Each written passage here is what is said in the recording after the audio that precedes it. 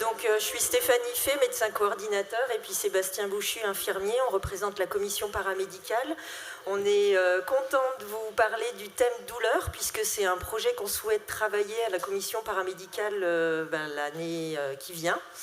Et pour introduire le sujet de la douleur, on voulait vous parler communication thérapeutique. On a invité 2 expertes régionales dans la région qui maîtrisent bien le sujet, qui communiquent beaucoup, donc on leur a fait un sacré challenge puisqu'il faudra communiquer en peu de temps alors que c'est un thème passionnant. Mais voilà, on est content de vous accueillir. Heidi Mamp qui s'occupe de la formation communication thérapeutique à l'hôpital de Chambéry va nous parler de la communication thérapeutique et de la prise en charge de la douleur aux urgences.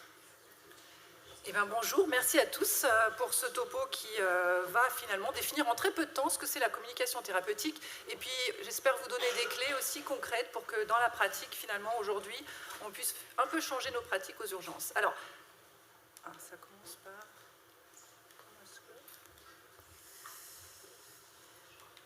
La communication est... Je pointe vers... Vous pointez.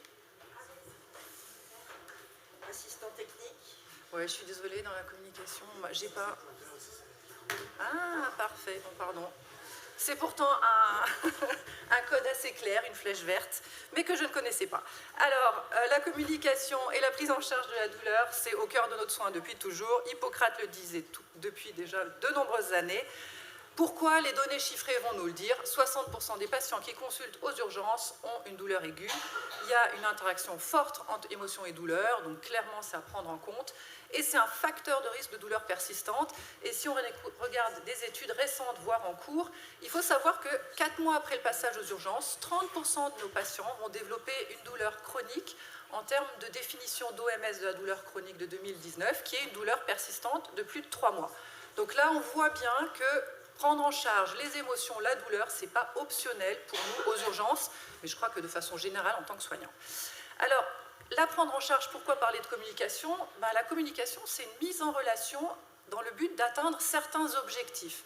J'ai mis en vert certains objectifs parce que nous, nos objectifs en tant que soignants dans la communication, c'est d'apporter du confort, c'est de rassurer, c'est faire adhérer nos patients, c'est les faire comprendre nos consignes, c'est finalement être thérapeutique. On n'est pas là juste pour donner une information, on est là pour que cette information prenne sens pour eux et ait une portée importante.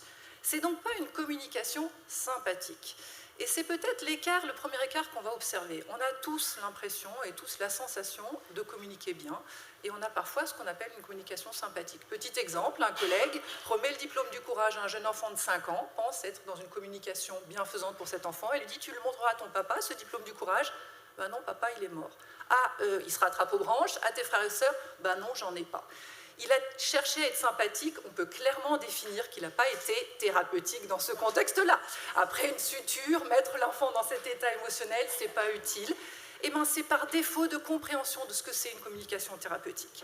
Alors, si on veut regarder comment ça marche et est-ce que ça marche, une première étude, 98 patients, ils ont une anesthésie, une chirurgie sous anesthésie loco-régionale, 4 groupes de témoins. Un premier, chirurgie standard. Un deuxième, ils ont le droit de jouer à un jeu vidéo pendant la chirurgie. Un troisième, ils ont le droit d'échanger en SMS avec un ami. Et un quatrième groupe, ils échangent en SMS avec un inconnu, en SMS, mais qui a comme consigne d'échanger sur un loisir ou quelque chose que le patient aime bien faire. Et on va quantifier les doses de morphine, finalement les besoins morphiniques de ces patients. À votre avis, est-ce qu'ils sont équivalents pour ces 4 groupes? Bon, non. Est-ce que vous avez déjà une petite idée de qui va en consommer plus et qui va en consommer moins? On est bien d'accord pour la même prise en charge de la douleur. Hein? Voilà, le premier, c'est évident. Dans les 3 suivants, je vais vous montrer les chiffres. C'est quand même épatant et étonnant l'efficacité et la différence. Si un traitement complémentaire est 7 fois plus efficace, je ne peux pas concevoir que ce traitement complémentaire ne soit pas obligatoire dans nos prises en charge. Alors, quel est le traitement complémentaire en question? Les jeux vidéo, 2 fois moins de consommation de morphine, l'SMS avec l'ami, 4 fois moins, l'SMS avec l'inconnu, mais qui parle de quelque chose de confortable et qui n'a pas d'impact émotionnel, hein, c'est un loisir, c'est pas qui sont vos amis, 7 fois moins de morphine, pour un soulagement équivalent. Et déjà, là, on voit la différence entre la conversation sympathique de l'ami qui va dire « ça va, ils n'ont pas trop de retard, c'est pas trop compliqué, t'as pas trop mal, t'es pas trop inquiet ». Hein, c'est ça l'SMS avec l'ami, souvent. L'SMS avec l'inconnu, c'est quelqu'un qui est formé à la communication thérapeutique. Donc, on va venir dérouler, finalement, pourquoi c'est efficace. Il faut se pencher rapidement sur les composantes de la douleur. La douleur au niveau cérébral est analysée dans différentes aires. Il y a une aire sensorielle, celle qui est accessible par les médicaments antalgiques, ça c'est une évidence, mais il n'y a pas que cette aire cérébrale-là. Et alors on ne va pas étaler les choses, mais bien sûr il y a des modulateurs ascendants. Quand vous tapez le coude, qu'est-ce qu'on fait tous? On frotte. Pourquoi on frotte? Parce qu'on est malin. On sait que quand on active les fibres sensitives, qu'est-ce qui va se passer? Deux messages qui arrivent ou qui n'arrivent pas, hein, le gate control se fait déjà même avant cérébral, et en fait, ça diminue la douleur. Le bisou magique marche à peu près pareil, hein, c'est pas juste mystique. Le bisou magique, quand il y a un contact, eh ben, il y a aussi des fibres sensitives d'activer, mais le bisou magique va aussi activer autre chose, de la modulation descendante, qui sont les encéphalines, les endorphines, mais parfois, la modulation descendante peut augmenter la douleur, le stress, l'angoisse. Donc vous voyez bien que les composantes de la douleur, elles sont variées, et on peut de nos jours ne plus dire je prends en charge la douleur et je ne prends en compte que le traitement médicamenteux. Ça, c'est prendre en compte un quart du problème. Donc aujourd'hui, se dire qu'est-ce qui fonctionne et qu'est-ce qui est important, ça devient essentiel finalement pour nous. C'est là où je vais essayer d'apporter des outils, des clés, alors dans un temps assez contraint, mais pour que finalement on décompose ce qui fait une communication thérapeutique. La première chose, c'est de comprendre comment notre cerveau il fonctionne. Le nôtre, celui des patients, celui de nos collègues. On est bien d'accord, ça va intervenir dans toute notre communication. On va interpréter le monde à l'analyse de nos 5 sens. On a l'impression que ces 5 sens, c'est factuel, que c'est les mêmes pour tous, la vision, l'audition. Alors je vois qu'il y a des gens qui hochent déjà la tête, bien sûr que non. Il y a en plus 2 façons de fonctionner. Une analyse intuitive rapide, une analyse plus analytique dans le raisonnement. Petit test, je vais vous afficher une image et je vais vous demander très rapidement de me dire ce que vous voyez à l'écran, à haute voix, très rapidement, tous ensemble. Alors, on a entendu, pour ceux qui ont respecté la première consigne, le très rapidement, bouche, et pour ceux qui ont activé un raisonnement plus analytique, feuille. Ça, c'est déjà très intéressant comme concept. Première analyse intuitive, bouche, ben oui, c'est rouge, ben oui, ça a la forme, et c'est normal de dire ça. Il y a un truc qui gêne quand même, c'est quoi? Hein, c'est le petit truc dans le coin. Celui-là, on ne le voit pas, parce qu'en fait, quand on vous demande de faire vite, vous allez faire quoi? Vous allez interpréter les choses, et on ne le regarde pas, on ne l'observe pas. Ça, c'est une évidence, et c'est normal pour tout le monde. Il faut juste se rendre compte que nos patients aussi, ils vont faire ces analyses très rapides de leur environnement aux urgences. Ça va dépendre de leur contexte, des émotions et de leur vécu antérieur. Ils vont arriver dans un service d'urgence. Qui c'est qui a l'impression que son service sent mauvais ou l'hôpital? Qui c'est qui va dans une EHPAD et qui a l'impression que ça sent la personne âgée? Alors quand je fais la question pour des gens qui travaillent en EHPAD, ils me disent non, en EHPAD non, la nôtre non, les autres oui, mais pas la nôtre. Les urgences pour nous c'est chez nous. Du coup les odeurs on ne les perçoit pas. L'alarme qui sonne, nous on ne se dit pas c'est la même alarme que dans la série télé Urgence qui va dire qu'il va y avoir un arrêt cardiaque. Hein? La tâche propre, on ne se dit pas que c'est une tâche de bétadine moche, on se dit elle est propre. Le patient lui va se dire oulala cet environnement il est hostile. Il va l'analyser différemment de nous. Ça va le mettre en situation de stress. De la même manière, si... Ah, il y a des trucs qui ne s'affichent pas. Ah, alors j'ai des petites photos qui ne s'affichent pas. Bon, c'est pas très grave. Si la réalité intérieure du patient est sereine, il va voir s'appeler à la même proportion que la réalité. Si sa réalité intérieure est stressée, il va avoir une plaie horriblement moche. Il y avait une photo, vous ne la voyez pas, mais croyez-moi, il va avoir un truc complètement délabré. Nos patients, quand ils se disent « oulala, docteur » ou « oulala, monsieur, madame, ça ne va pas », c'est parce qu'ils voient visuellement, ils sont trompés par leurs yeux, puisque leur cerveau, via le stress, voit quelque chose de plus grave. Ce n'est pas du mensonge. Ce n'est pas du mensonge de dire j'ai besoin d'une ambulance, quoi, des pompiers, parce que j'ai une petite plaie au bout. Parfois oui, mais souvent c'est qu'ils ont vraiment peur que ça saigne beaucoup. De la même manière, alors je ne sais pas pourquoi certaines photos ne s'affichent pas, je suis désolée, on a 2 modes de fonctionnement. Et ça, c'est la deuxième partie à comprendre quand on essaye de comprendre la communication et comment interagir avec nos patients. On a un mode de fonctionnement qui est la conscience critique. Là, quand je vous observe dans la salle, la plupart sont dans une conscience critique, c'est-à-dire que vous analysez, vous observez, vous écoutez, et vous êtes capable de dire, et c'est pour ça que ça s'appelle critique, je suis d'accord, je ne suis pas d'accord, ça m'intéresse, ou c'est pas la réalité. Il y a un deuxième mode de fonctionnement, et ceux qui sont des fois sur leur téléphone ou qui sont un peu dans la lune, là, actuellement, ils sont dans ce mode de conscience-là, un mode de conscience modifié. C'est un mode de conscience où on est hyper focalisé, où on est dans une rêverie. Vous le vivez tous au quotidien, dans des circonstances qui sont ces circonstances affichées. Quand on lit, on dit plus qu'une page et j'arrête, et qu'on se rend compte que c'est 1 heure après. Quand nos enfants sont devant les écrans vidéo, qu'on les appelle pour manger, qu'ils disent oui, oui, oui, et puis qu'ils ne voient pas le temps passer. Quand on conduit sur une route hyper connue, vous êtes capable de passer le péage, de vous arrêter au télépéage, de vous dire, de ralentir, de freiner, de ne pas vous mettre en danger. Ce n'est pas de la somnolence, hein, on est bien d'accord, vous êtes extrêmement vigilant. Mais vous ne voyez pas le temps défiler, vous ne savez même pas parfois si vous l'avez déjà passé ou pas. C'est ce qui fait que les trailers, les ultra-trailers, ils peuvent en courir. C'est ce qui fait aussi que les ultra-trailers, ça vous démontre les modifications sensorielles. Est-ce que vous avez déjà vu les ampoules ou les douleurs qu'ils peuvent avoir à l'arrivée de la course? Et pourtant, pendant qu'ils couraient, ces modifications sensorielles et cette focalisation a fait qu'ils ont pu continuer à courir. Ça, c'est intéressant. Ces modifications sensorielles, elles sont vraies. On va vous le démontrer. J'espère que le film y passe, parce qu'il est passé tout à l'heure, par un film. Oui. Ah, pardon. Vous avez reconnu? Oui. Bon, excuse-moi. Quand je remettrai son bras en place, Oui. je te fais signe. Oui. À ce moment-là, sans hésiter, tu la frappes, sèchement, de manière à détourner son attention de la douleur. Moi? Oui, tu as compris? Oui. Tu m'avais fait avec mon infirmière. D'accord. Bon, y a pas de problème, tu vas y arriver, Non, allons. ça va aller.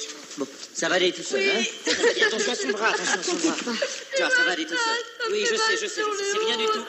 Ça va aller tout seul, Nathalie. Oui. Mais t'es folle, je t'ai rien dit. Tu m'as dit de taper. Mais j'ai pas dit de taper, je t'ai pas fait de signal. Ça vient encore de me Alors, pourquoi je vous montre ça? Parce que c'est brillant. Est-ce qu'elle est en conscience critique, Gigi, là? Est-ce qu'elle est dans une analyse, dans une compréhension des consignes? Non. À quoi est-ce qu'on le repère? Et c'est là où c'est hyper bien fait, ce film, c'est qu'elle le joue très bien. Elle a un regard figé. Elle est dans une position corporelle où elle n'est pas dans l'interaction. C'est ce qu'on peut presque appeler de la catalepsie, quand les gens ne sont pas dans la capacité de bouger. Elle a un disque rayé. Elle dit oui, oui, oui, oui, et elle a des réponses retardées. Ce qui fait qu'elle comprend quelque chose, mais elle comprend que la moitié de la consigne. Elle comprend le taper, elle ne comprend pas le quand taper. Une consigne comprise à moitié, c'est exactement l'opposé qui va se faire de ce qu'on va vouloir. L'objectif, il était, alors c'est pas d'être thérapeutique, on est bien d'accord, mais de détourner l'attention. Est-ce qu'elle détourne l'attention pour le soin? Pas du tout. Elle dit, mais tu m'as rien dit, donc elle est persuadée d'avoir fait ce qu'on lui a dit, et lui a dit, mais si, je t'ai donné la consigne d'attendre mon signal. C'est une communication qui n'a absolument pas atteint son objectif, parce qu'elle est en situation de stress. On lui demande de faire quelque chose qui n'est pas son cœur de métier, elle veut bien faire, elle n'entend pas, et elle fait mal. Nos patients, ils sont tous quasi dans la même circonstance. Leur cerveau se met en mode de protection, mode reptilien. Je n'analyse plus de façon factuelle, je suis vigilant de où va venir le danger, la douleur, la problématique. Ils ont le visage figé, ça, il faut le reconnaître. Si vous donnez des consignes, si vous faites des prises en charge de patients pendant qu'ils sont dans cet état de vigilance, il va vous arriver la même chose qu'à Christian Clavier. En fait, les patients, ils vont faire tout et n'importe quoi. Et ça, c'est vraiment dommage. On ne peut pas communiquer si on ne repère pas ça, si on ne sait pas agir sur ça. C'est là où il faut être thérapeutique à repérer ces états de vigilance. Alors, on va dérouler le comment, finalement, communiquer correctement. Troisième point, langage verbal. Je vais vous demander pendant 5 secondes de ne pas penser à un éléphant rose. Il y a encore 2 secondes de ne pas penser à un éléphant rose. Maintenant, vous pouvez penser à votre éléphant rose. Qu'est-ce qu'il a fait, votre cerveau, pendant ce petit exercice? Vous y avez pensé, et puis vous avez compris ma consigne, et vous avez arrêté d'y penser, souvent, a priori, en pensant à autre chose. D'accord ? Ça a une charge énergétique pour notre cerveau. En transe négative, ils ne sont pas capables de faire ça. Pourquoi on vous parle de ça à chaque fois qu'on parle de communication et d'hypnose? Parce que c'est les mêmes outils, vous verrez. Parce que quand on dit à nos patients « vous n'aurez pas mal », en fait, on veut qu'ils pensent qu'ils n'ont pas mal, sauf qu'on introduit l'idée que c'est possible. Et même s'ils vous croient, pendant quelques microsecondes, leur cerveau aura pensé à de la douleur. Ça ne sera pas long, c'est pas compliqué, ne vous inquiétez pas, c'est pas grave. C'est plein de façons de communiquer qui sont toxiques pour nos patients. On veut les mettre dans un bain de sécurité, de confiance, et on n'y arrive pas. Alors, concrètement, comment faire? Alors, il ne faut jamais mentir, on ne dit pas que ça sera super chouette quand ça ne le sera pas, mais n'utilisez pas des négations, parce que les négations ne sont pas compréhensibles pour les patients. Utilisez, et si vous utilisez des négations, seulement avec un mot positif au milieu. Quand vous dites « ce n'est peut-être pas le plus facile », on ne ment pas, on dit que c'est compliqué. Par contre, comme on a mis un mot facile au milieu, le cerveau, il a entendu quelque chose de sympathique. Ça, c'est la première clé. Le reste du langage verbal, il y a beaucoup de choses différentes à prendre. Alors, la reformulation est le premier point. Reformuler avec les mots du patient, c'est un des outils les plus forts que vous pouvez faire. Quand il vous dit « j'ai une douleur comme un marteau-piqueur qui tape dans la tête », dites « et cette douleur comme un marteau-piqueur dans la tête, vous l'avez depuis quand ?» Le fait que vous ayez utilisé le même mot que le patient, il va se dire « ce soignant-là, c'est celui qui m'a le mieux compris de tous les soignants que j'ai jamais rencontrés. » Ben oui, vous avez utilisé ces mots à lui. Utilisez des mots positifs, on n'est pas là pour piquer, pour dire « détendez-vous, arrêtez de bouger, sinon je vais rater mon examen », on est bien d'accord. Est-ce qu'on peut se détendre sur un ordre? Tout à l'heure, on nous a dit que parfois il fallait être directif, oui, pour un massage cardiaque, pour de la détente, non. C'est impossible de se détendre sur ordre. Donc là, il faut être permissif. Faites des suggestions positives. Une étude assez intéressante, prescription de bêta-bloqueurs, selon comment le soignant va prescrire ces bêta-bloqueurs, entre 3 et 31% de dysfonction érectile. Si la façon de présenter quelque chose donne autant d'effets secondaires extrêmement perturbants aux patients, eh bien, il faut savoir le dire avec les mots. Les suggestions sont utiles pour le patient. Il n'est absolument pas utile de prescrire un médicament et donner 30% de dysfonction érectile à quelqu'un. La même chose est bien sûr vraie aux urgences. Vous n'avez pas trop froid, ils se mettent souvent à grelotter. Est-ce que cette couverture ne vous aiderait pas à avoir plus chaud? C'est une suggestion bien plus confortable. Parfois, il faut savoir dire non, mais jamais en tout premier. On ne dit pas non, on dit oui, et avec condition si c'est un non relatif. Ou si on veut dire non tout court, c'est oui, non, oui. C'est la méthode sandwich.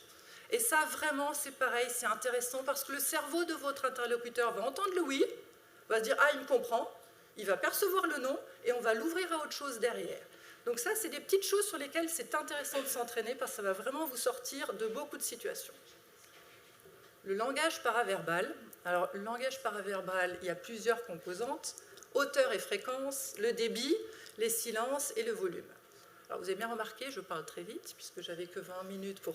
Voilà, donc, mon débit, je l'ai un peu accéléré, et je parle aigu de façon spontanée. Donc, tout le monde a une taciturne et une façon de le faire.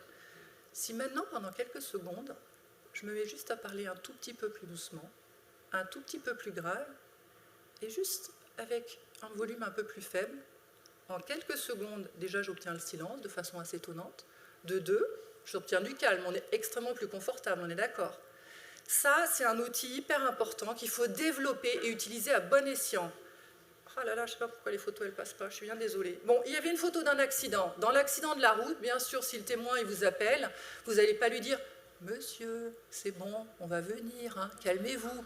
Là, ça va être nul. De l'autre côté, il y avait une photo d'une personne âgée. Si la personne âgée, elle est en train de vous solliciter, si vous lui dites « Bonjour madame, on va vous prendre en charge », vous la perdez. Sachez adapter votre débit, votre ton, votre parole aux situations. Arrêt cardiaque, le topo de tout à l'heure, vous allez parler de façon ferme, plutôt forte, plutôt directive. Je pense que dans le topo qui va suivre en hypnose, eh ben, on va vous apprendre à parler de façon plus douce et plus calme. Donc sachez faire cette différenciation. De la même manière, veillez à vos intonations, veillons à nos intonations. On peut dire que cette fracture va nécessiter un bloc chirurgical. Si on le dit sur un ton énervé, bah oui, cette fracture, elle nécessite une chirurgie, quoi. Bon, on n'est pas très thérapeutique, on est d'accord. Si on le dit sur un ton inquiet, alors cette fracture, je crois que là, il va falloir aller au bloc opératoire, on ne va pas être très rassurant. Le ton de fin de nuit qu'on maîtrise le moins, là, celui où on dit, alors cette fracture, ouais, va nécessiter un bloc. Pareil, le patient, il se dit, il est à moitié endormi, il ne va pas y être. Attention à la façon dont on va le faire. Le ton joyeux, on peut le faire aussi parfois quand on vient de discuter avec un collègue ou un collègue et qu'on est tout joyeux et qu'on annonce quelque chose au patient de façon complètement disproportionnée en disant « Ah oui, cette fracture, va falloir l'opérer » et qui se dit « Mais pourquoi ça la fait rire, ça ?» Donc attention, ajustez le ton, regardez ce qu'il en est.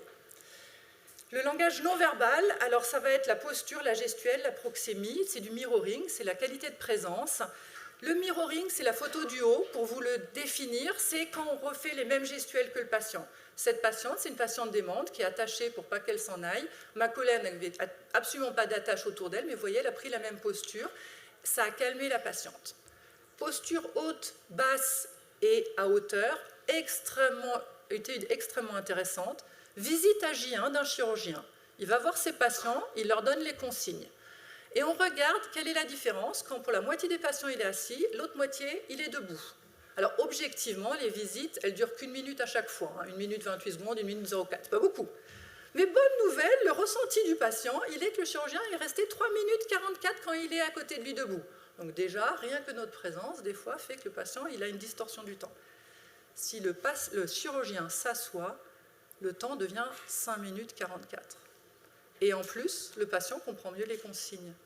Ça veut dire qu'il ne faut plus jamais poser de perfusion dans un couloir entre deux debout. Entre deux assis peut-être, mais pas entre deux debout.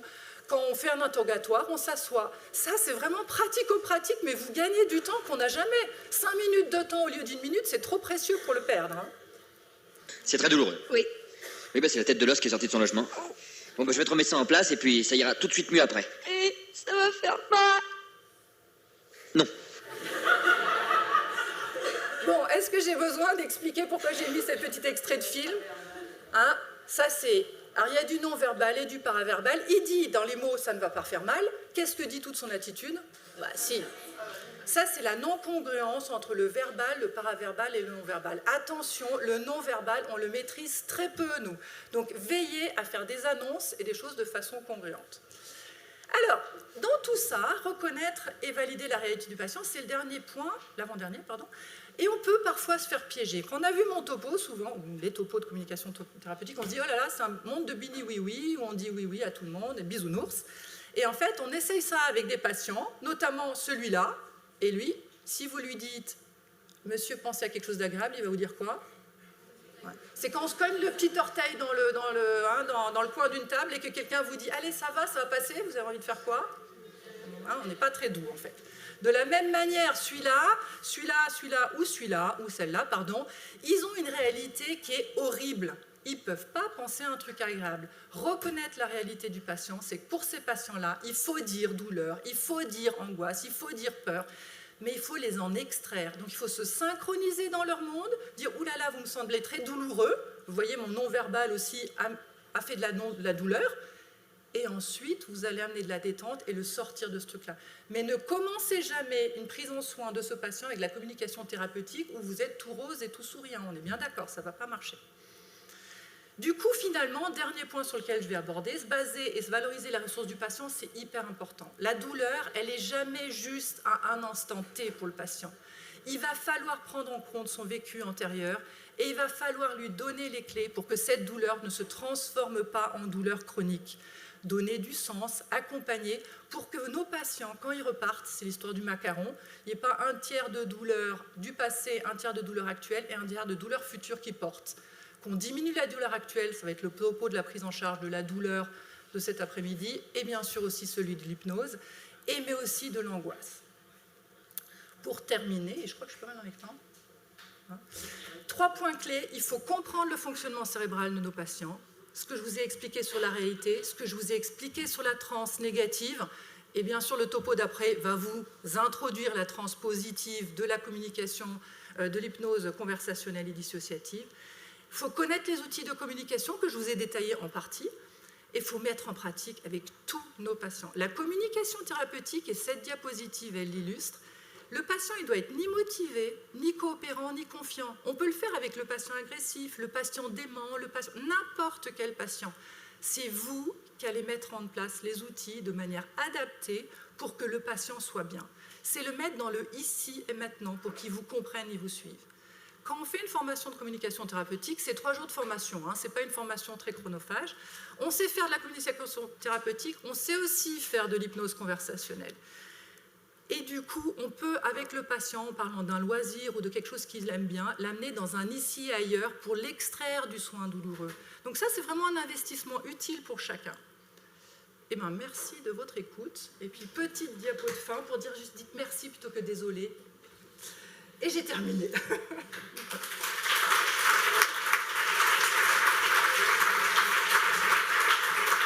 Merci Heidi, tu as réussi le challenge des... Voilà, on a compris les messages essentiels pour bien communiquer avec nos patients. Je crois qu'effectivement, on connaît nos médicaments, mais la communication thérapeutique, c'est indispensable à la prise en charge de notre douleur et merci de nous en avoir convaincus. On va garder les questions... Non, on va garder les questions pour après la deuxième présentation qui va compléter du coup sur l'hypnose. Merci du coup à Patricia Mankoff et à l'équipe de Lyon du coup qui a travaillé aussi sur le sujet. Bonjour à tous. Alors je vais présenter en fait Patricia qui avait besoin de mon soutien. Alors pour pouvoir vous rassembler un petit peu, je vais juste vous demander de regarder cette diapo, vous dire que vous êtes sorti en tant que MAO ou IAO et qu'effectivement, il y a plein de malades dans votre service, mais il y en a un qui va plus mal et qu'il va falloir prendre en charge. Donc, dès que vous avez vu le malade qui n'est pas le même que les autres, vous levez la main pour savoir à quelle vitesse vous allez le repérer. Bravo, ça va vite. Et oui, il y en a un qui n'est pas comme les autres. Pas facile, hein. Balayez le regard.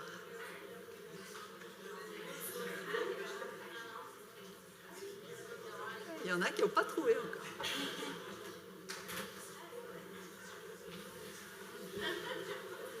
Est-ce qu'il y en a qui n'ont pas vu encore le malade qui n'est pas bien? Alors si vous regardez bien, il y a un petit X qui se balade.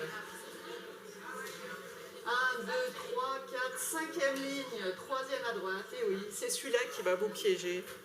Bon, c'était juste pour vous mettre un petit peu dans l'ambiance. Et puis là, un autre petit jeu, et ce qui va me permettre de vous introduire Patricia, je vais vous demander de tirer simplement 4 lignes pour pouvoir rassembler tous les points. Grâce à vos 4 lignes, vous pouvez vous amuser si vous avez un papier et un stylo avec juste 4 lignes, sans soulever votre stylo, vous rassemblez tous les points.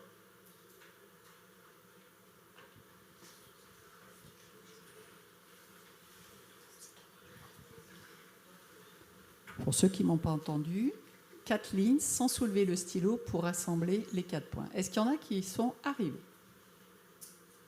C'est bien. Alors, comme on n'a pas beaucoup de temps, je vais m'arrêter là. Je vais juste vous laisser découvrir ce point. Il n'y a qu'une seule solution, c'est de sortir du cadre. C'est la raison pour laquelle j'accompagne Patricia aujourd'hui. Il va falloir sortir du cadre. Patricia est aide-soignante. Elle a été aide-soignante très longtemps à Saint-Jean-Saint-Luc. Il y a 13 ans, on a eu des formations qui étaient très intéressantes puisqu'on a été formés tous à l'hypnose, aux urgences, c'est-à-dire aide-soignants, infirmiers, manip radio, brancardiers et médecins, les psychiatres, les urgentistes basiques comme moi et les réanimateurs. On a tous été formés, tous ensemble. Et Patricia fait partie de ces aides-soignantes formées et qui ont sublimé cette formation, raison pour laquelle, toutes les années, malheureusement, depuis quelques mois, elle est partie à la retraite, donc on est malheureux. Mais pendant des années, j'avais presque oublié la Keta aux urgences pour toutes les réductions, quelles qu'elles soient, parce qu'elle m'emmenait tous les patients en hypnose ailleurs. Et puis, moi, quand je pouvais, avec les internes, je le faisais pour les PL, pour tout ce qu'on pouvait. Voilà. Donc, je vais vous laisser avec Patricia, qui excelle dans ce domaine et qui elle va vous expliquer. Pour ça, il faut savoir sortir du cadre, même si c'est l'heure du repas. Restez concentrés, ça vaut le coup. Merci.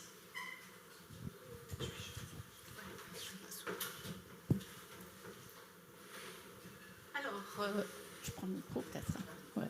Alors moi, je viens vous parler de ma pratique au service des urgences de l'hôpital Saint-Joseph-Saint-Luc à Lyon. Il y a l'écran là-bas.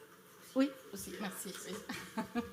Alors, l'hypnose. Moi, je ne vais pas vous faire un cours sur l'hypnose, même si j'en fais dans les écoles d'aides-soignantes, d'infirmières, pour les sensibiliser à l'hypnose et à la communication thérapeutique qu'on a vue précédemment.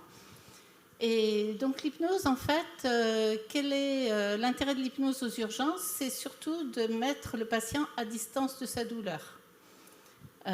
On cherche notamment une dissociation entre le corps et l'esprit. Cette dissociation va nous amener à soit faire une suture, une réduction de luxation, ou simplement à diminuer sa douleur. Voilà. Son angoisse également.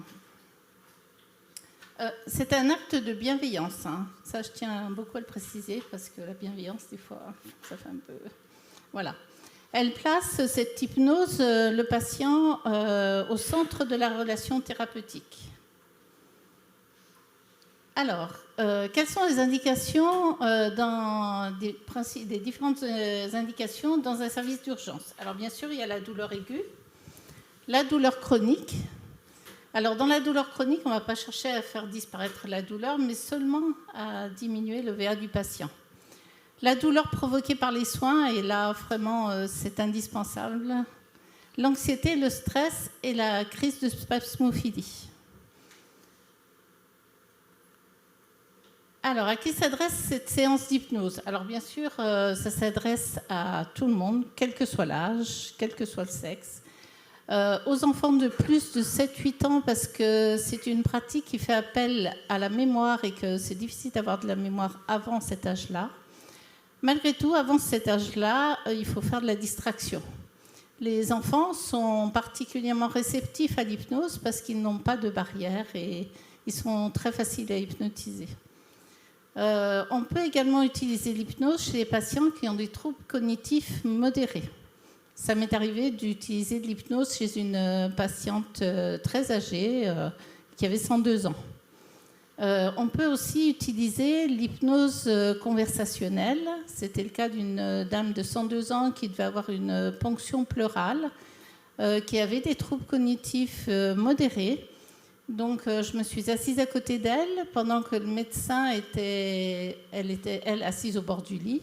J'étais en face d'elle sur une chaise. Donc, ça rejoint la communication thérapeutique qu'on a vue. C'est-à-dire que je me suis mise à sa hauteur, c'est la proxémie, et je me suis mise à son niveau et nous avons commencé une discussion sur, surtout, comme c'est le cas chez les gens qui ont des problèmes cognitifs, donc ils se rappellent très bien des souvenirs anciens. Donc, je lui ai demandé où elle habitait. Elle m'a dit dans un village. Mais dans ce village, il y avait peut-être une place, un café, une église. Et tout de suite, elle est allée vers l'église. Et dans cette église, elle a commencé tout de suite à me parler du curé, qui était quelqu'un pour elle de très important, avec qui elle avait une relation vraiment très, très fusionnelle, quoi. Et on ne sait pas jusqu'où, mais... Voilà, alors avec ce curé, elle a commencé à m'en parler et donc j'ai fait exactement comme si moi aussi je connaissais ce curé. Effectivement, ce curé, oh, mais qu'est-ce qu'il était gentil, qu'est-ce qu'il était agréable. Et puis ses mots, lorsqu'il était là au moment de la messe. Enfin, je suis rentrée vraiment avec des mots très doux, très, très confortables. Et du coup, la ponction pleurale s'est réalisée. La patiente n'a absolument pas eu conscience de cette ponction. Et le médecin en sortant m'a dit « Mais je ne savais pas que tu connaissais le curé du village. » Alors j'ai dit « Bah voilà, non, en fait, je ne connaissais pas le curé du village. » Donc le médecin était un petit peu parti en hypnose aussi. Voilà. Pour ma part, j'évite les patients psychiatriques parce que je ne suis pas psychiatre, je suis aide-soignante. Donc, c'est vrai que les patients psychiatriques, il m'arrivait que les psychiatres, un peu dans l'engouement des formations qu'on avait faites, viennent vers moi en me disant, voilà, va voir ce patient et tout. Puis en fait, c'était un patient psychiatrique, donc je lui disais, non, c'est pas possible. Donc, je reste dans ce que je connais. Voilà. Par contre, on a des psychiatres qui ont été formés à l'hypnose et puis donc qui peuvent très bien l'utiliser. Mais c'est pas mon cas. Voilà, quelle est la principale difficulté que l'on rencontre lors d'une séance d'hypnose? Eh bien, ce sont principalement les bruits parasites. Alors, quand on est à l'accueil des urgences, bien sûr, l'arrivée des pompiers, des ambulances, le bruit des patients, tout ça. Mais ça peut être aussi le chariot qui heurte le mur ou la porte du box où on est isolé avec le patient. L'attitude et le langage des soignants, on vient de le voir, parce que l'attitude et le langage ne sont pas toujours bien appropriés. Le scepticisme envers la pratique de l'hypnose. Alors bien sûr, au début de notre formation, on avait beaucoup de personnes qui étaient un peu sceptiques. Et au fur et à mesure que des séances d'hypnose, les années ont suivi. Et du coup, après, ils nous sollicitaient régulièrement pour faire une séance parce qu'ils voyaient tout l'intérêt de cette séance. Et puis, ça dégageait quand même une atmosphère de tranquillité, de calme. La réticence des patients qui est souvent liée à l'hypnose de spectacle. L'hypnose de spectacle est loin de la bienveillance. Et du coup, quand on se présente devant une personne pour lui faire une séance d'hypnose, il faut d'abord lui expliquer que nous, on n'est pas là pour faire des choses bizarres, on est là pour les aider, pour soulager leur douleur, et qu'à ce moment-là, on a juste besoin de nous écouter, quoi. Le manque de soignants formés aussi, parce que nous avons formé à peu près une 50aine de personnes, et sur ces 50 personnes, il y a un gros turnover dans les services d'urgence, on a perdu du monde. Voilà. La réalisation d'une séance d'hypnose aux urgences. Alors, moi, les séances d'hypnose aux urgences se font sur prescription médicale pour ma part. Il m'arrive de suggérer une prescription au médecin quand je vois que c'est bien adapté. Puis les médecins, quand ils voient beaucoup de monde aux urgences, ils ne pensent pas toujours que je suis là et que je peux les aider. Expliquer au patient l'intérêt de la séance pour obtenir son accord. Bien sûr, il y a une façon justement de s'asseoir, de se mettre devant la personne et puis de lui dire, voilà, effectivement, là, vous avez mal. On sait que vous êtes douloureux, mais là, moi, je suis là pour vous aider. Donc, j'explique un peu la façon dont je devrais procéder et tout l'intérêt de la séance. Dans la mesure du possible, c'est mieux de s'isoler. J'essaye toujours de trouver un petit coin, mais il m'est arrivé de faire une séance d'hypnose dans le box d'IOA. Donc, c'est pas toujours très calme. Et à ce moment-là, en fait, dans la séance d'hypnose, il faut intégrer tous les bruits parasites. Ça peut être, par exemple, quelqu'un qui est sur la plage et peut-être entendre, au loin, les sauveteurs venir secourir une personne en détresse au bord du rivage. Voilà. Il faut introduire tous ces bruits insolites. Moi, j'ai fait des petites pancartes plastifiées que j'utilisais souvent que je collais à la porte. Séance d'hypnose, ne pas déranger, merci. Des fois, ça ne suffisait pas. Réaliser la séance. Une séance, ça dure à peu près 20 minutes ou toute la durée du geste douloureux. Pour une ponction lombaire, par exemple, je serai là jusqu'à la fin. Pour une réduction de luxation aussi. Il faut valider la séance, la tracer, faire une cible dans le dossier du patient. C'est important parce que d'autres personnes formées à l'hypnose peuvent consulter justement cette cible. Et elle peut servir, par exemple, dans le service de chirurgie. Si quelqu'un est formé, il pourra trouver en fait des éléments qui ont permis à faire de cette séance d'hypnose et pourra peut-être en refaire une dans le service de chirurgie plus tard si la personne est opérée. Faire un retour oral de la séance au médecin, ça c'est important, et à l'équipe paramédicale en charge du patient. Il faut leur expliquer aussi comment ça s'est passé, voilà, et bien sûr au médecin c'est important. Les effets bénéfiques de l'hypnose aux urgences. Alors c'est le soulagement de la douleur, bien sûr, la limitation des antalgiques. Souvent, on nous appelle, par exemple, sur une colique néphrétique qui a eu tout le traitement nécessaire pour soulager sa douleur. Et le patient, on le constate quand même de temps en temps, garde un fond douloureux. Et ce fond douloureux, on peut justement le combattre grâce à l'hypnose. C'est-à-dire que nous, on va apporter une détente que le patient ne pourra pas avoir. Si vous lui dites mais détendez-vous, essayez de vous détendre, ça ne marche pas hein, du tout. Et l'état modifié de la conscience permet au patient de vraiment s'éloigner de cette douleur et d'être beaucoup plus confortable. L'apaisement des troubles anxieux. Et alors surtout avant, éviter la mémoire de la douleur. Moi, c'est quelque chose qui me touche beaucoup, la mémoire de la douleur, parce qu'on sait que la douleur, en fait, elle garde le cerveau garde une trace de la douleur. Et que ce soit de la douleur consciente ou implicite, elle augmente l'angoisse face à la douleur. Ce n'est pas que la douleur du patient, mais c'est aussi peut-être la famille qui est autour, qui a vu quelqu'un de très proche qui souffre, que personne n'était là pour prendre en compte sa douleur. Et c'est vrai que même cela, ça laisse une trace dans l'entourage du patient douloureux. Et je crois qu'il y a quelque chose sur la douleur après, et c'est vrai que la mémoire de la douleur, c'est important. Alors, l'apaisement des troubles anxieux, une durée de présence plus courte aux urgences, hein, on en parlait encore avec Florence. Hein. C'est vrai que sur les réductions de luxation, quand on peut éviter de faire de la kétamine et puis qu'on fait juste une séance d'hypnose, j'ai l'exemple d'un jeune homme de 30 ans qui s'était luxé l'épaule. Donc je suis venue, il était très très musclé. Et effectivement, le médecin urgentiste n'arrivait pas à réduire sa luxation de par sa musculation, puis son angoisse, son stress et puis sa douleur. Donc du coup, elle m'a demandé d'aller lui faire une séance d'hypnose et je me suis arrivée vers ce jeune homme. Il me dit « Oh, bon, moi, je suis ingénieur, très cartésien, votre truc, j'y crois pas du tout. » Je lui ai dit « Écoutez, il y a deux solutions. » Alors c'était ce qu'on appelle peut-être un choix illusoire. Et je lui ai donné la possibilité entre de l'endormir, le scoper, lui mettre un peu d'oxygène, rester là entre 2 et 3 heures, ou m'écouter et sortir dans 20 minutes.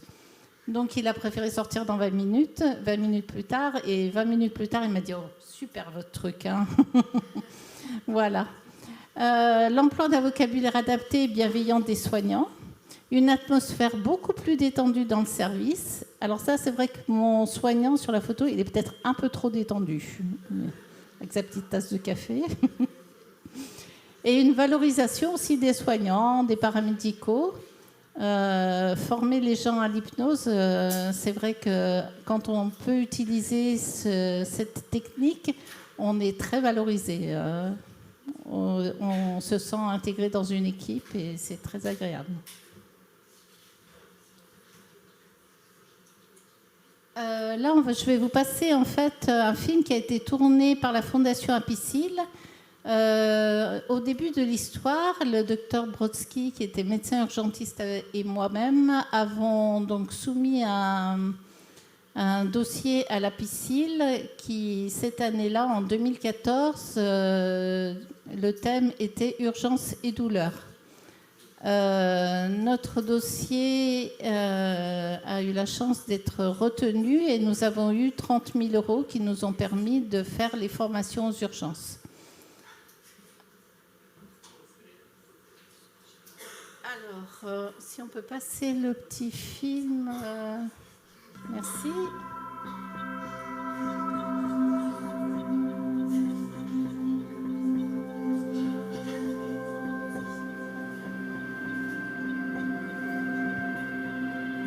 Des images de jardins, de fleurs, peut-être dans un parc, peut-être à la campagne. Des mots doux, un ton rassurant, une invitation au voyage pour oublier la douleur. Patricia Menkoff a recours à l'hypnose, ou plus exactement à l'hypnoanalgésie, pour soulager cette patiente. Après une chute, elle souffre de fractures aux hanches et va devoir passer des radios. Une manipulation délicate et douloureuse. L'hypnose va l'aider. On va dissocier le patient de façon à ce que son esprit ne soit plus en corrélation avec sa douleur. A été la plus agréable. De retour de l'imagerie, la réaction de la patiente est surprenante. Ça s'est bien passé, la radio? Bien. Bien. Vous avez... La radio, j'ai rien senti. Vous avez rien senti? Une fracture des deux L'hypnose n'est pas un état de sommeil, mais un état de conscience modifié. Respiration est plus lente. Cette technique est arrivée au centre hospitalier Saint-Joseph-Saint-Luc par la porte des urgences en 2014. Le docteur Brodsky est convaincu des bienfaits que l'hypnoanalgésie apporterait à son service. Il présente un projet à la fondation Apicil pour aider au financement de la formation. 60 personnes en bénéficieront, des médecins, des infirmières et des aides-soignantes. Ça nous a apporté beaucoup de calme dans notre façon de parler aux patients. On est plus détendu, on parle plus doucement, on est moins dans le stress et dans l'agitation. Et ça se ressent vraiment au niveau de l'atmosphère des urgences. Depuis, l'hypnose s'est propagée à d'autres services, comme en réanimation. L'idée, c'est de pouvoir proposer un panel de solutions non médicamenteuses à des patients. Ici, 10 soignants la pratiquent. L'hypnose est devenue un état d'esprit.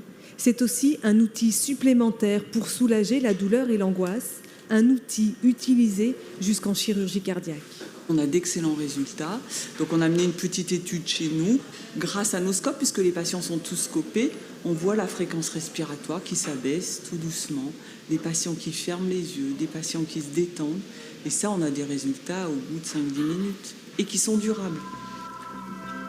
Quelle que soit sa spécialité, l'ensemble du personnel soignant peut se former à l'hypnose, une véritable valeur ajoutée. Pour valoriser le travail, il n'y a pas d'autre solution que d'assurer la meilleure qualité de vie au travail possible ou d'essayer d'apporter aux gens des techniques qui les valorisent, qui vont faire en sorte qu'ils vont se sentir respectés dans leur travail.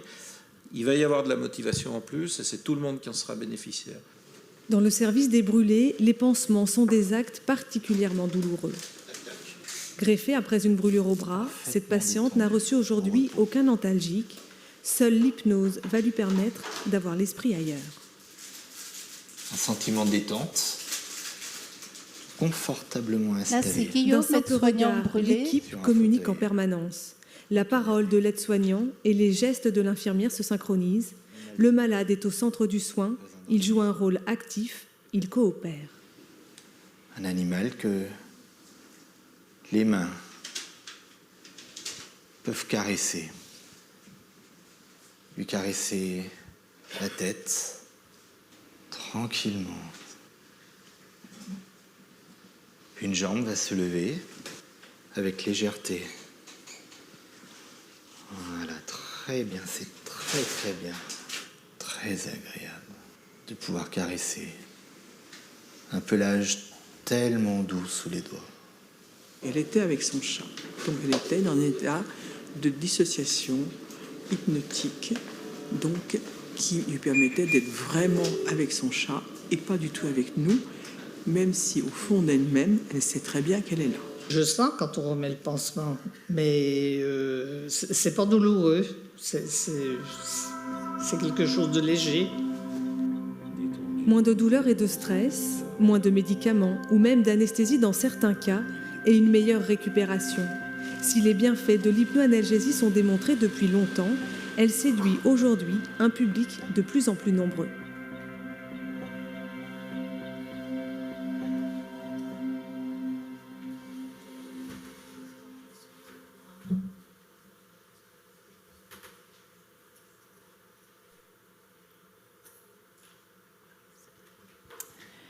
Voilà, je voulais surtout remercier tous les médecins qui m'ont permis d'être là aujourd'hui, comme Florence et Daniel Agi. Voilà, et puis remercier aussi mon formateur, Patrick Belay. S'il y en a qui font de l'hypnose, ils doivent le connaître. Et puis le docteur Brodsky et Jacqueline Père, anesthésiste, qui est une femme qui m'a fait découvrir aussi l'hypnose pendant très longtemps et qui m'a toujours beaucoup soutenue. Voilà, merci. Merci beaucoup. Heidi, tu peux nous rejoindre s'il y a des questions dans la salle. Merci de nous avoir pu nous convaincre, en tout cas, à former nos équipes. Et surtout, voilà, c'est une pratique pluridisciplinaire, médecins, infirmiers, aides-soignants. Et si on est tous formés dans nos services, nous aussi à Chambéry, on avait bénéficié d'une bourse et c'est toute l'équipe qui a été formée. Et aussi, quand le médecin il fait un geste douloureux, il commence l'hypnose et être soutenu par son équipe, son aide-soignante, son infirmier à côté qui connaît les techniques. C'est hyper intéressant de travailler tous ensemble pour soulager nos patients. Est-ce qu'il y a des questions dans la salle ?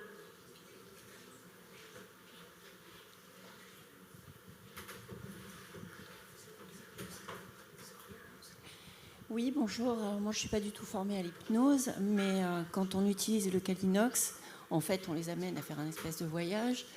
Et j'ai eu un petit souci sur un petit jeune de 13 ans qui a fait une chute de moto et qui s'est fait une fracture-luxation de la cheville. Et en fait, donc, pour l'amener à faire un espèce de voyage, moi, je lui parlais de la mer et des poissons, enfin, je ne savais pas trop.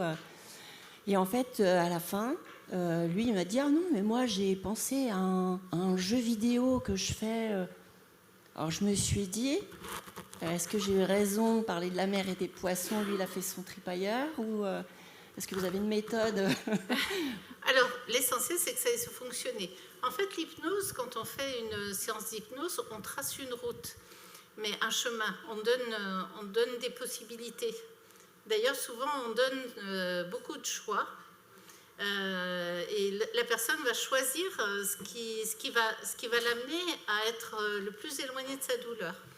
Et effectivement, on est des fois très surpris de faire de l'hypnose, par exemple, à la mer, et la personne vous dira « moi, j'étais sur un chemin à la montagne ». Mais peu importe, en fait. Finalement, elle était mieux sur ce chemin à la montagne qu'au bord de la mer, sur la plage. Voilà. L'essentiel, c'est d'arriver à être éloigné de sa douleur et que la personne soit confortable. Et du coup, juste pour compléter un tout petit peu, c'est tout l'intérêt de l'hypnose médicale, finalement. On laisse le choix au patient. Et en fait, on ne raconte pas sa propre histoire ou son propre vécu. Et en laissant plusieurs portes, c'est d'ailleurs, ou peut-être, et en fait, on donne plusieurs options, on ne sait pas laquelle il va choisir. Et ça n'a aucun intérêt pour nous de savoir. Il faut juste toujours laisser cette porte ouverte. Et c'est pour ça, parfois, quand on ne connaît pas quelque chose, le curé du village, c'est quasi plus simple, parce qu'on ne va pas lui imposer sa propre histoire. On laisse le patient vivre son histoire, en fait, lui-même. Et du coup, laisser les portes ouvertes et pas lui imposer en se disant, pour moi, c'est la mer, le truc, mais lui donner plusieurs possibilités, il choisira celle qui lui convient. Après, il arrive quelques écueils. Moi, j'ai souvenir d'une séance d'hypnose sur une dame de 98 ans qui avait une hernie ombilicale. C'est une dame qui était Glasgow 15, enfin, qui n'avait pas de trouble particulier, mais qui avait une énorme hernie ombilicale, qui vomissait sur occlusion, et dont le chirurgien viscéral n'avait pas très envie d'aller opérer du fait de l'âge, du fait de la pathologie. Et donc on est parti sur une séance d'hypnose. Et alors ça a été extraordinaire parce que j'ai réussi à réduire cette hernie, mais surtout avant, j'ai réussi à lui mettre la sonde nasogastrique que personne n'arrivait à mettre auparavant. Ce qui avait été extrêmement intéressant, c'est que durant la séance d'hypnose, l'infirmière était avec moi puisqu'elle devait poser la sonde nasogastrique. Et en fait, elle est partie avec la dame, elle est allée se promener sur le chemin de campagne où je l'avais emmenée. Et en fait, je voyais que l'infirmière, je lui faisais des signes pour lui dire « vas-y, mets la gastrique ». Et l'autre, elle ne bougeait pas, elle me regardait bêtement, mais elle me regardait bêtement. Donc j'ai dû prendre la main et puis mettre la gastrique en même temps, parce que, en fait, et quand j'ai fait revenir la dame âgée à la réalité, en fait, et j'ai dit à l'infirmière, mais elle me dit, je suis désolée, c'est la deuxième fois que ça m'arrive, je crois qu'il ne faut plus que je vienne vous aider, parce qu'en fait, je pars à chaque fois. Donc je pense aussi que parfois, il y a des gens qui sont plus réceptifs à l'hypnose. Donc il faut être prudent, il faut être prêt à être acteur aussi aux urges. Mais quand on est sorti et qu'on a dit au viscéral que la dame était réduite et qu'elle avait sa gastrique, mais je crois que je lui aurais... il croyait au Père Noël, quoi, parce qu'il a pu attendre pour l'opérer. Donc ça marche très très bien. On avait notamment une infirmière extrêmement réceptive qui était interdite d'hypnose. Alors, on choisissait toujours une autre infirmière, mais elle, surtout pas. On la perdait à chaque fois. Pour compléter un peu les propos, des fois des infirmiers me demandent mais qu'est-ce que je vais lui raconter comme histoire? Moi, j'arrive pas à inventer des choses. Et le petit truc que vous pouvez retenir, c'est vous demandez au patient un moment agréable ou un lieu confortable où il se sent bien. Il vous raconte 2-3 trucs. Ben, moi, j'aime bien aller me promener en montagne. Et vous parlez de la montagne avec du VACO, les 5 sens, du visuel, de l'auditif, du kinesthésique. Et vous parlez du ciel bleu qui est joli, des nuages qui flottent dans le ciel, du soleil qui chauffe sur votre peau et des sensations que vous pouvez ressentir. Et vous racontez l'histoire plutôt autour des 5 sens. Ça peut vous aider à tenir la conversation, en fait. Parler sur l'expiration aussi, c'est très important. En fait, quand on inspire, on crispe tous ses muscles, et quand on expire, en fait, tout de suite, on se relâche. Donc, quand vous parlez sur l'expiration, quand vous enlevez ne serait-ce qu'un drap, parlez avec la personne bien sûr d'autres choses. Ne lui dites pas du tout que vous êtes en train de lui enlever son drap. Attendez, attention, je vais vous... non, surtout pas. Et puis à ce moment-là, quand vous voulez tirer sur le drap, tirez sur son expiration. C'est déjà quelque chose d'important. Merci beaucoup. Est-ce qu'il y a d'autres questions? Alors moi, c'était plutôt un partage d'expérience personnelle. J'avais fait des séances, une formation hypnose justement. Et à la fin de la première journée, on était tous répartis en petits groupes. Et on faisait donc notre séance. Apparemment, ça fonctionnait très bien sur moi, alors que je ne pensais pas. Enfin, en tout cas, je n'avais jamais testé. Et à un moment donné, il y a eu un grand bruit. Il y a une porte à côté qui s'est claquée en fait, d'un seul coup. Et je suis revenue tout de suite à l'endroit où j'étais. C'était la fin de la journée. Et du coup, on est tous repartis chez nous. Et en fait, dans les minutes qu'on suivit, j'ai été prise de vomissements. Ça, c'est normal. Donc j'ai vomi pendant 2 heures. Enfin, j'avais en tout cas des hauts le cœur. Et puis une sensation d'être pas réveillée, en fait, de ne pas être complètement à moi. Et je ne savais pas en fait qu'on pouvait avoir des retours compliqués comme ça. Alors, c'est tout quand j'ai expliqué le lendemain au formateur en fait, qui ça. m'a fait revenir pour repartir. Enfin, ça vous a fait revenir, mais pas totalement. C'est ça. Donc en fait, il faut faire un retour à la fin de la séance d'hypnose. C'est pour ça que quand je donne des cours dans les écoles, on finit toujours par une petite séance collective et je surveille bien que tout le monde soit revenu. Parce que du coup, sinon, il faut faire un retour personnel. On aurait dû vous faire un retour personnel. En tout cas, et vous avez gardé une dissociation et c'est ça qui a provoqué les nausées, les vomissements. Je ne savais pas du tout qu'il y avait ce genre de phénomène qui pouvait exister. Il y a vraiment une sensation pendant 2 heures d'être pas réveillée. On s'en rend compte tout de suite, des gens qui ne sont pas revenus complètement. Ils ont un petit regard ailleurs particulier. Et du coup, il faut leur faire un retour personnel, surtout sur une... voilà. Oui ? De faire une séance d'hypnose. Alors, certains ont été étonnés, ils ne pensaient pas pouvoir le faire, et ils ont réussi. Par contre, sur notre groupe, on avait un médecin qui a fait toute la formation hypnose et qui n'a jamais réussi à le faire. C'est un peu particulier de s'asseoir à côté de quelqu'un et puis de commencer à lui parler de plus en plus doucement. Et voilà, c'est un peu particulier. Par contre, comme il avait suivi la formation hypnose, il était très prescripteur. Donc, c'est peut-être le médecin, Bruno, le plus prescripteur que j'ai eu. Dès qu'il me voyait, il pensait à hypnose. Donc, du coup, il me sollicitait beaucoup. Et c'est vrai que d'avoir fait cette formation, ça fait ce qu'on a vu au début. Ça fait sortir de son cadre. Voilà. Eh bien, merci. On pourrait continuer des heures, mais ça va être l'heure de la pause et d'aller manger.